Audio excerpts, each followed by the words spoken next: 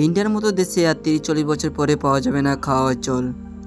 IIT খড়গপুরে অধ্যাপকের মতো গাড়ি চালানোর জন্য তেল থাকবে, কিন্তু মানুষের তৃষ্ণা মেটানোর জন্য জল থাকবে না। আর ঠিক এই কারণে বাঁধবে তৃতীয় বিশ্বযুদ্ধ। একদিকে যাদের কাছে টাকা রয়েছে তারা নিতান্ত শখের বসে বানিয়ে ফেলছে সুইমিং পুল, যেখানে প্রতিদিন নষ্ট হচ্ছে হাজার হাজার লিটার জল। অন্যদিকে 1 লিটার খাবার জল আনতে খালি পায়ে 10 কিলোমিটার পাড়ি দিতে হয় আমাদের দেশের মামনিদের। বিশেষজ্ঞদের মতে জলের জন্য সারা বিশ্বজুড়ে শুরু হবে তৃতীয় বিশ্বযুদ্ধ। আইআইটি খড়গপুরের অধ্যাপক অভিজিৎ মুখোপাধ্যায় সবাইকে সাবধান করেছেন। তিনি আরও বলেছেন, গঙ্গা ক্রমশ শুকিয়ে যাচ্ছে। শেষ 50 বছর গঙ্গা আসা জলে 60% শুকিয়ে গিয়েছে।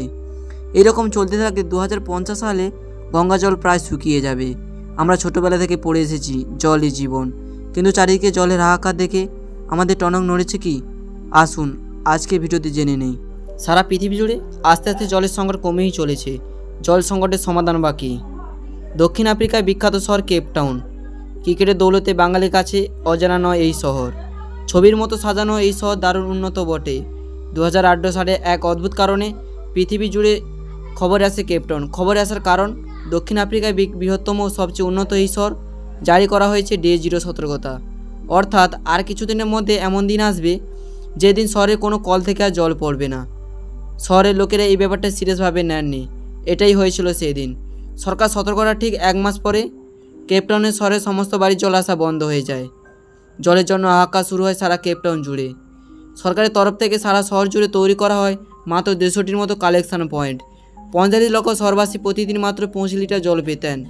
এই 25 লিটার জল দিয়ে রান্না, স্নান কিংবা জামা কাপড় ধোয়ার কাজ চালাতে হতো সারা শহরবাসীকে।